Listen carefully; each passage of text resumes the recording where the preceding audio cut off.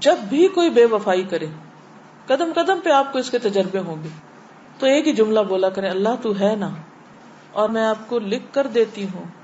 اللہ آپ کو اپنا آپ محسوس کرائے گا کہ اے بندے میں ہوں تیرے لیے، تو نے مجھے پکارا، میں ہوں. وہ ایسی شکل میں غیب سے مدد لائے گا کہ آپ حیران ہو جائیں گے. کیونکہ یہ میرے ساتھ کئی دفعہ ایسا ہوا ہے کہ جن بندوں سے توقع کی کہ یہ کام میں ساتھ دیں گے وہ چلے گئے، اور اللہ اس سے بہتر لوگ لایا. کسی بھی ضرورت میں اس کو پکار کے تو دیکھیں. یہ جو ہے نا کہنا ایاک نعبد و ایاک نستعین، یہ اتنا آسان نہیں ہے. یہ زبان سے بولنا بہت آسان ہے، لیکن اس کو حقیقی معنوں میں شعور کے ساتھ کہنا بہت مشکل ہے کہ صرف تجھ سے ہم مانگتے ہیں. لالچ لوگوں سے رکھتے ہیں، زبان سے کہتے ہیں صرف تجھ سے مانگتے ہیں، اور دل میں لوگ بسے ہوئے ہوتے ہیں کہ یہ مدد کرے گا، وہ فلاں کے پاس یہ ہے. نہیں، ان چیزوں سے اوپر اٹھ جانا چاہیے. رازق کون ہے؟ اللہ ہے. مالک کون ہے؟ کس کے پاس جانا ہے؟ اللہ کے پاس جانا ہے. تو اگر وہ راضی ہے تو سبھی کچھ ہمارا ہے. تو اس لیے ہم کیا چاہتے ہیں؟ بس فوری فوری کچھ چیزیں ہاتھ میں آ جائیں، کوئی ایسے ورد وظیفے ہوں کہ جنت کما لیں، اور کوئی شارٹ کٹس ہوں کہ جس سے. تو ہم نے ہمیشہ کی زندگی جینا ہے، آخرت میں ہمیشہ کے لیے رہنا ہے.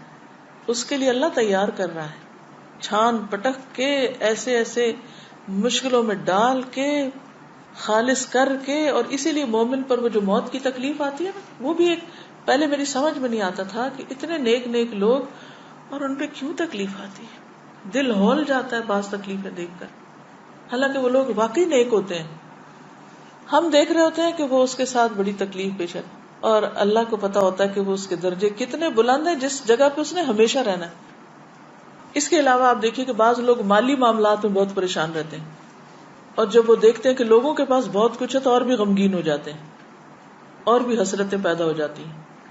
اگر وہ صرف ایک حدیث یاد رکھے نا، صرف ایک، کہ ایسے لوگ یعنی جو دنیا میں غریب ہیں اور پھر بھی دین پر ہیں، اللہ کو راضی کرتے ہیں، وہ جنت میں نصف دن یعنی 500 سال پہلے چلے جائیں گے. دنیا میں قارون بھی کیا 100 سال جیا تھا؟ اگر کسی کے پاس قارون کا خزانہ بھی ہے، اتنا مال ہے، تو بھی کوئی 100 سال انجوائے نہیں کر سکتا اس سے. اور آخرت کا ایک دن کتنا بھاری ہے. تو آج اگر ہم صبر کرتے ہیں، ہمارے پاس مال کم ہے یا ریسورسز کم ہے یا تکلیف میں ہم کسی وجہ سے کہ نہیں ہے کھانے کو، نہیں ہے رہنے کو، 100 مسائل ہو سکتے ہیں، لیکن اگر صرف یہ یاد رہے نا کہ ان سب مالداروں سے 500 سال پہلے جنت میں چلے جائیں گے، کوئی غم ہی نہ رہے. ایسے سارے غریب یہ سمجھیں کہ ہم زیادہ خوش قسمت ہیں، ہم پہلے وہاں چلے جائیں گے. لیکن یہ جب ہی آئے گا نا جب آخرت کا یقین ہو. ہم کہتے تو ہیں ہمارا آخرت وہ ایمان ہے، حقیقی معنوں میں کوئی ایمان نہیں ہے. اللہ کے وعدے سچے ہیں، زبان سے بولتے ہیں سچے ہیں، لیکن دل میں نہیں اترا کہ اللہ کے وعدے سچے ہیں. کیونکہ ہمارا طرز زندگی نہیں بدلا، ہماری سوچ نہیں بدلی، ہمارے رویے نہیں بدلتے، کیونکہ ہمارا اندر نہیں بدلا ہوا. تو دنیا کا کوئی غم آخرت کے مقابلے میں کوئی غم نہیں، اور دنیا کی کوئی خوشی. اللہم لا عیش الا عیش الآخرہ فاغفر الانصار والمہاجرہ. اصل چیز ہے کہ ہماری بخشش ہو جائے. بعض اوقات اللہ تعالیٰ نے کسی کو بلند درجے دینے ہوتے ہیں. اب ہم دن رات بھی قرآن پڑھ رہے ہیں، ہم پتہ نہیں کیا کیا کر رہے ہیں، لیکن مثال کے طور پر اگر آپ کو یہ فاصلہ طے کرنا ہے، یہ کتاب سے ہی سمجھاتی، مثلاً یہاں آپ کھڑے ہیں اور یہ جنت الفردوس ہے مثلاً. اب آپ جتنی بھی نمازیں پڑھ رہے ہیں، روزے رکھ رہے ہیں، صدقہ خیرات کر رہے ہیں، اس سے آپ صرف اتنا تک پہنچ پائے، صرف اس حصے تک پہنچے ساری زندگی کی عبادت ملا کے. لیکن کیونکہ آپ مانگ رہے ہیں اور اللہ چاہتا ہے آپ یہاں پہنچے، یا آپ چاہتے ہیں اس فاصلے تک پہنچے. اب آپ کی عبادتیں ہیں ہی کوئی نہیں کہ جو آپ کو یہاں پہنچا سکیں. اب کیا کیا جائے؟ اب اللہ تعالیٰ کسی امتحان میں ڈالتا ہے، کسی تکلیف میں ڈالتا ہے، کسی کو مال کی کمی دیتا ہے، کسی کو اولاد کی دیتا ہے، کسی کو کوئی اور چیز نہیں دیتا. اگر وہ اس پر صبر اور شکر کرتا ہے تو یہ فاصلے تیزی سے یہ طے ہو کے یہاں تک پہنچ جاتا ہے بندہ. یہ جو صبر ہے اور شکر ہے، یہ دو پر ہیں جس سے مومن اڑتا ہے، اور وہ تیزی سے فاصلے طے کر کے جنت الفردوس تک پہنچتا ہے. تو بعض اوقات ہماری عبادتیں، ذکر، صدقے، خیرات یہ کافی نہیں ہوتے، کیونکہ ہم کیا کہتے ہیں, ہم نے اتنی عبادت کر لی پھر کیوں مشکل آ گئی, یہ کہتے ہیں نا اکثر, یا اللہ میں نے تو بڑی نیکی کے کام کیے پھر کیوں مشکل آ گئی. کیونکہ جب ہم ٹوٹی پھوٹی 4 نیکیاں کر لیتے ہیں تو پھر ہم کیا سوچتے ہیں کہ اب ہمیں نا کوئی مسئلہ نہیں ہونا چاہیے زندگی میں, اب اللہ کو بھی ہماری مرضی پہ چلنا چاہیے, اور جیسے ہم کہیں ویسے اللہ تعالیٰ کو کرنا چاہیے. نعوذ باللہ, یہ ہمارا ایٹیٹیوڈ یہ ہوتا ہے. اور اگر ہماری عبادتوں کے باوجود کوئی مشکل آتی ہے تو ہمیں سمجھ ہی نہیں آتی کہ پھر کیوں آ گئی. ہم تو نہیں ڈیزرو کرتے تھے یہ تکلیف, ہم تو بڑے نیک تھے. انتہائی نہ سمجھی. اللہ دراصل درجے بلند کرنا چاہتا ہے, اور آپ کہتے ہیں کہ ہم نے تو نیکیاں کر لی تھی تو پھر کیوں ہو گیا یہ. یا دوسروں کو بھی ہم دیکھتے ہیں, ہم کہتے ہیں ہائے توبہ کیا فائدہ نیکی کرنے میں, اتنا نیک تھا اور دیکھو کیا مشکل آ گئی اس پہ, ضرور کچھ اندر خانے برا کیا ہوگا. یہ سخت ناسمجھی کی باتیں. اللہ ہی جانتا ہے کہ وہ کس کو کس حال میں کیوں ڈال رہا ہے, خواہ وہ کسی عورت کی تکلیف ہو, یا کسی مرد پہ کوئی مشکل وقت ہو, یا کسی بھی طرح کا کوئی زندگی میں سٹریس ہو. بس ہر حال میں کہ یا اللہ تیرے فیصلے بڑے ہی اچھے ہیں اور سچے ہیں, بس تو مجھے عافیت میں رکھ, ایسے امتحان میں نہ ڈال کہ جس سے میرے منہ سے کوئی ناشکری کی بات نکلی. وہ وقت ہوتا ہے خود کو کنٹرول کرنے کا, کہ منہ سے ایسی بات نہ نکلے جو اللہ کو ناراض کر دے, ہمارے رویے میں اور دل میں ناشکری نہ آئے کہ جو خدا کو ناراض کرے, کیونکہ زندگی کا امتحان بڑا سخت ہے. کل میری ایک اپنی پرانی اسٹوڈنٹ کے ساتھ ملاقات ہوئی, تو اس کے شادی کو کافی عرصہ ہو گیا, بچے نہیں ہوئے. تو جب مجھے ملی تو میں نے دعا دی, میں نے کہا اللہ تمہیں صالح اولاد دے. تو پھر اس نے اپنا تھوڑا سا شیئر کیا, کہنے لگی کہ ایسا ہے کہ میرے ہسبینڈ میں کچھ مسئلہ ہے. تو میں نے اس پہ کہا کہ اچھا. کہتی کہ بات یہ ہے کہ اگر بچے نہیں تو ایک مسئلہ ہے نا, اور اگر بچے ہوں تو 1000 مسئلے ہیں. کتنی خوبصورت بات ہے. ورنہ ایسی لڑکیاں سارا وقت فرسٹریشن کا شکار رہ سکی, میری شادی یہاں کیوں ہو گئی. اب آپ دیکھیے کہ رشتے ملنا ہی مشکل ہے والدین کے لیے. ایک مثال ہے, رشتے ملنا ہی مشکل ہے. اللہ نے اگر ایک ٹھکانہ دے دیا, شوہر دے دیا, قدر کرنے والا ہے, اب اس بیچارے کے بھی بس میں نہیں. اب وہ علاج بھی کرا رہا ہے, اچھا سلوک بھی کر رہا ہے, ٹھیک ہے. اگر یوں دیکھا جائے کہ عورت کو کیا حق ہے, اور قانونی طور پر آپ دیکھیں تو ٹھیک ہے, عورت یہاں خلا لے سکتی ہے, بڑی جینوئن ریزن ہے, الگ ہو سکتی ہے. لیکن کوئی گارنٹی ہے الگ ہو کے کہیں اور شادی کرے تو لازم بچے ہوں؟ کوئی گارنٹی نہیں ہے. ٹھیک ہے, وہ اس کی اپنی چوائس, وہ کرے نہ کرے وہ ایک الگ مسئلہ. میں اس وقت قانونی بحثوں میں نہیں جا رہی, میں ایک پریکٹیکل سچویشن کو دیکھ رہی ہوں کہ ایک ماں باپ کے میں سے 5 بیٹیاں ہیں, ایک بیٹی کے ساتھ کچھ ایسا حادثہ ہو جاتا ہے. اب اگر وہ واپس آتی ہے تو پہلیوں کی بھی شادی نہیں, یہ کہاں جائے گی. نہیں, کتنے ہمارے معاشرتی مسائل ہیں. اب اگر یہ اپنے گھر میں عزت کے ساتھ بیٹھی ہے, اچھے انتظار میں دعا کر رہی ہے, ہر چیز اللہ کے ہاتھ میں ہے, اور ایک پازیٹو سوچ کے ساتھ جی رہی ہے اور خوش ہے اور مطمئن, اتنا پرسکون چہرہ اس کا, میں حیران رہ گئی. اتنے مجھ سے کہتی ہے کہ بچے نہیں تو ایک مسئلہ ہے نا, بچے ہوں گے تو 1000 مسئلے ہوں گے. اس کو کہتے ہیں پازیٹو سوچ. اسی طرح اگر کسی کی شادی نہیں ہوئی, بعض اوقات کوشش کے باوجود نہیں ہو پاتی. اب اس میں بھی کچھ لوگ بہت مزریبل ہو جاتے ہیں, دن رات یہی سوچے رہتے شادی نہیں ہوئی, شادی نہیں, شادی. نفسیاتی مریض بن جاتے ہیں. کیا مریض بننے سے شادی ہو جائے گی؟ بد اخلاق بن جانے سے شادی ہو جائے گی؟ جو ہونی تھی وہ بھی نہیں ہوگی. کیونکہ لوگ جب دیکھتے ہیں ایسی لڑکیوں کو کہ جو نفسیاتی مریض بن چکی ہیں تو ان سے اور دور بھاگتے ہیں. یہ بوجھ ہو جاتا ہے نا, یعنی بد اخلاقی ایسا بوجھ ہے کہ بے وجہ اس کا بوجھ آپ کے اوپر پڑ رہا ہوتا ہے نا دوسرے شخص کا, تو ان چیزوں کو نہیں دیکھتے ہم. تو اصل کامیابی یہ ہے کہ زندگی کو ایک امتحان سمجھ کر اللہ کے ہر فیصلے پر راضی رہ کر انسان بہتری کی کوشش کرتا رہے. میں یہاں یہ نہیں کہتی کہ انسان ہر وقت کہے یہ سر پہ آ گرا تو پڑا رہے کیونکہ اللہ کا فیصلہ ہے, نہیں, اس کو ہٹانا تو ہے, لیکن اگر نہیں ہٹ پا رہا تو بھی اللہ تیرا فیصلہ ہے کہ میرے بازو نہیں ہٹا پا رہے ایک چیز کو, میں نہیں سچویشن چینج کر پا رہی, تو کوئی بات نہیں, مدد لیں آپ دوسروں کی. دوسرے مل کے بھی آپ کی حالت نہیں بدل پا رہے. کئی دفعہ ایسا ہوتا ہے نا کہ ماں باپ بھی, بہن بھائی بھی, رشتے دار, دوست سارے مدد کے لیے آ جاتے ہیں, لیکن پھر بھی بیچارے کچھ نہیں کر پاتے. پھر کیا کیا جائے؟ اللہ کی رضا پہ راضی رہے نا انسان. کیونکہ ہم بندوں سے توقع رکھتے ہیں یہ ہمارا مسئلہ حل کر دیں, اور جب وہ بےچارے نہیں کر پاتے تو پھر ان سے ناراض بھی ہو جاتے ہیں, تم ہمارا مسئلہ کیوں نہیں حل کرتے. بھی وہ خدا تھوڑی ہے کہ تو کر دیں گے کچھ, وہ بھی انسان ہے, وہ بھی کمزور ہے. تو بگر پکچر میں دیکھا کریں اپنے مسئلے کو, صرف اپنی ذات پہ فوکس نہیں کیا کریں. کوئی بھی مسئلہ چھوٹا ہو یا بڑا, آخرت کو ساتھ رکھ کے نقشہ بنایا کریں کہ آخرت کے مسائل, دنیا کے مسائل, ان سب میں اس مسئلے کی کیا حیثیت ہے. کچھ بھی نہیں. ہم سے زیادہ تکلیف دہ حالات میں ہیں کچھ لوگ. آپ کچھ کہہ رہے تھے. کتنی دفعہ ہم سب جانتے ہیں اور دوسروں کو جب پرابلمس میں دیکھتے ہیں, لیکن ہمیں اپنے اندر بہت ڈر لگتا ہے کہ کہیں ہم اس پرابلم میں نہ آ جائیں, جی, کہ اللہ تعالیٰ ہمیں اس سے نہ مبتلا کر دے. بالکل. تو اس کے لیے ہمیشہ, کیونکہ مثلا مجھے بہت مسائل سننے پڑتے ہیں, یعنی مختلف لوگ مختلف طرح سے اپنے مسائل بیان کرتے رہتے ہیں.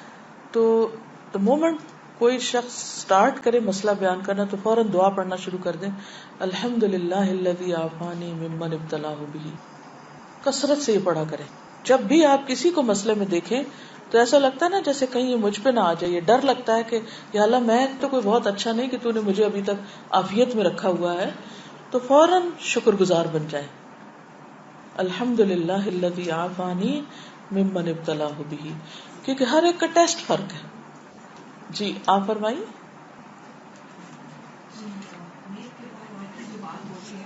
اس کے کمبائن کویشچن اور ایک مسکنسیپشن ہے, I'm sure یہاں بیٹھی بہت ساری عورتوں میں اور لڑکوں میں ہوگا.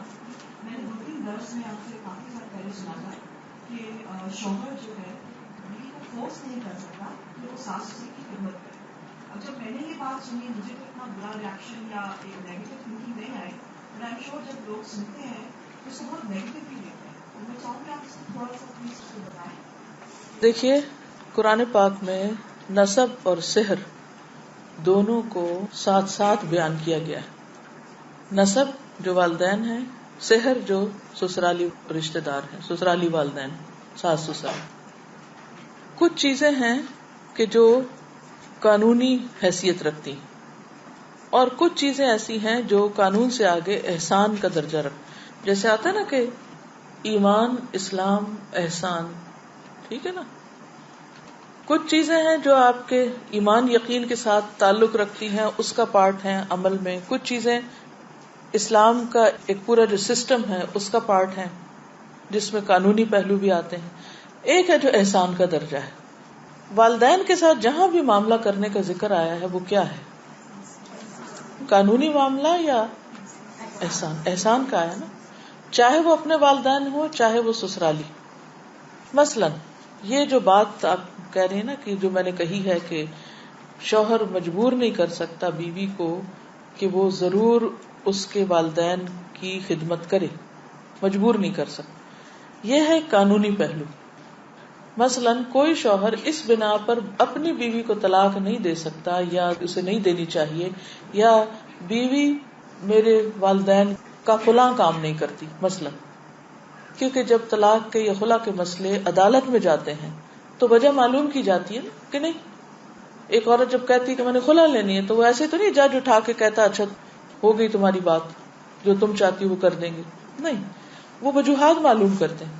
اب جب آپ قانونی بحثوں میں جاتے ہیں تو دونوں طرف سے پروف آتے ہیں اور ان کا سارا جائزہ لیا جاتا ہے. تو اس میں آپ دیکھیے کہ اگر کوئی شوہر یہ کہے کہ یہ عورت اس بنا پر میں اس کو مثلا نان نفقہ نہیں دیتا کیونکہ یہ نہیں کرتی, تو یہ قانونی ویلڈ ریزن نہیں ہے, وہ مجبور نہیں کر سکتا. ہاں بیوی کو اپنے طور پر احسان کرنے کی ضرورت ہے کہ جس طرح اس کے اپنے والدین ہیں تو اسی طرح شوہر کے بھی والدین ہیں. اب یہ تو نہیں ہو سکتا کہ بیوی اپنا گھر چھوڑ کے والدین کے گھر جا کے اپنے ماں باپ کی خدمت کرے, کیونکہ اس پر صرف اپنے ماں باپ کی خدمت. شادی کے بعد عورت کے لیے اس کی بھی اجازت نہیں ہے کہ شوہر کی مرضی کے بغیر وہ اپنے والدین کے پاس جا کر ان کے لیے کچھ کرے. ٹھیک ہے, تو بہت ساری چیزیں جو ہیں ان کے کئی پہلو ہوتے ہیں. وہ جو میں نے بات کہی ہے وہ ایک خاص کانٹیکسٹ میں ہے. ٹھیک ہے, یعنی مثلاً بیوی کے اوپر کیا لازم ہے کہ شوہر کی اطاعت کرے, شوہر کی اجازت کے بغیر گھر سے نہ نکلے, شوہر کی اجازت کے بغیر کسی کو گھر میں آنے نہ دے, یا شوہر کی جسمانی ضرورت پوری کرے، یہ بیوی کی ذمہ داریوں میں سے. اگر کوئی عورت نہیں کرتی تو پھر اس کا حکم کچھ اور ہے، اس کا کتنا گناہ ہے وہ سب آپ کو معلوم ہے. لیکن اگر بیوی مثلاً خود بیمار ہے اور وہ خود مدد کی محتاج ہے اور شوہر اس کو کہہ رہا ہے کہ وہ کسی اور کی خدمت کرے اور اس وقت وہ اس قابل نہیں ہے کہ وہ کر سکے، اور وہ یہ کہتی ہے کہ کوئی خادم رکھ دیا جائے جو میری بھی مدد کرے اور والدین کی بھی کرے، تو یہ کوئی نامعقول مطالبہ نہیں ہوگا، ایک معقول مطالبہ ہوگا. جو خاندانی زندگی ہوتی ہے اس کے کئی آسپیکٹس ہوتے ہیں. جی آپ کچھ کہیں؟ میرا کوشچن ہے، بعض اوقات سمجھ نہیں آتا چیزوں کو کیسے ڈیل کرنا ہے. جی تو میرے ہسبینڈ اتنے دین کی طرف نہیں ہے، تو ہوتا ہے کہ مطلب لوگوں کی ہیلپ کرنے کا، تو کسی نے پیسے مانگ لیے ان کو منع کرتے برا لگتا تو وہ ادھار ایک دے سکتے ہیں. تو اب میرا جیسے دین کا ہوا ہے تو مجھے خوف آتا ہے تھوڑا سا. یہ بتائیے کہ کیا وہ قرضہ ادا کر دیتے ہیں یا قرضہ نہیں پھر ادا کرتے؟ مطلب کہ وہ لون سود پر ہوتا ہے، انٹرسٹ پہ تو نہیں لیا جا سکتا وہ. جی اس میں یہ ایک جنرل سچویشن ہے کہ بعض اوقات آپ خواتین قرآن پڑھ لیتی ہیں، دین پڑھ لیتی ہیں، انہوں نے نہیں پڑھا ہوتا، آپ ایک طریقے پہ زندگی چاہتی ہیں، وہ ایک طریقے پہ چل رہے ہوتے ہیں. تو اس صورت میں یہ ہے کہ آپ کا کام صرف جو چیز آپ پڑھیں، صرف یہ نہیں کہ وہ جو خاص خرابی کوئی کر رہے تو اسی کی حدیث جا کے سنائیں. یہ بھی ہم عام طور پہ کچھ نہیں بتاتے، لیکن جو ہمارے مطلب میں جاتی ہے یا ان کے خلاف جاتی ہے وہ باتیں سناتے ہیں، اس سے پھر گڑبڑ ہو جاتی، پھر وہ کبھی بھی کچھ نہیں سننا چاہتے.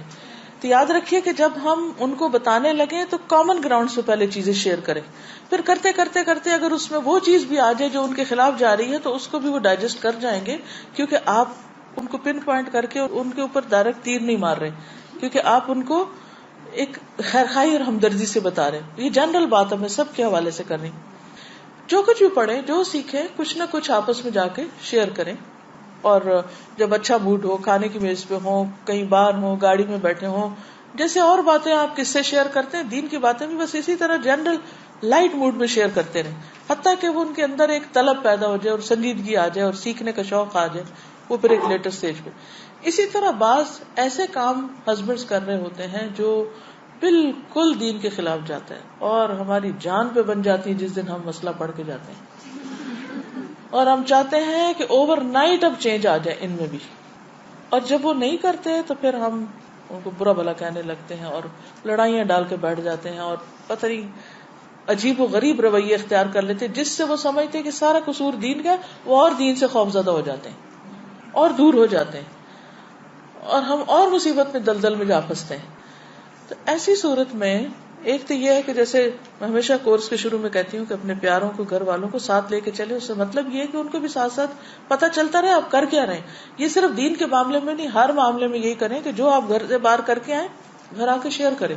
اس سے بڑا اعتماد بحال ہوتا ہے، کیونکہ ایک دوسرے کا پتہ ہوتا ہے کہ کون کیا کر کے آیا. جب انہیں پتہ ہی نہیں آپ کیا کر رہے ہیں اور اچانک ایک دن کوئی اعلان کر دیتے ہیں تو ان کے لیے پھر وہ چیز ان سے ڈائجسٹ نہیں ہوتی.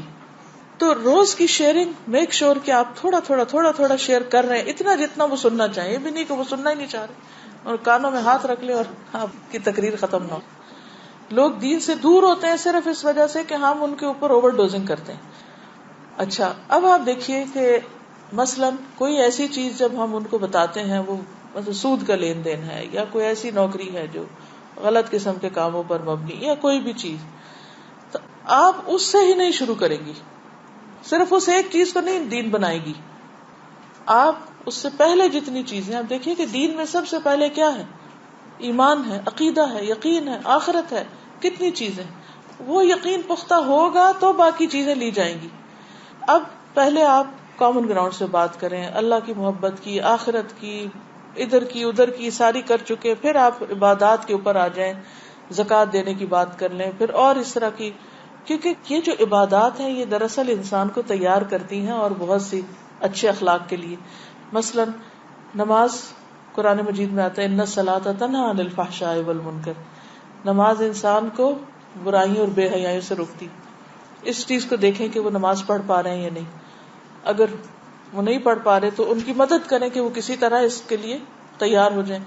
زکوٰۃ دیتے ہیں کہ نہیں، کیونکہ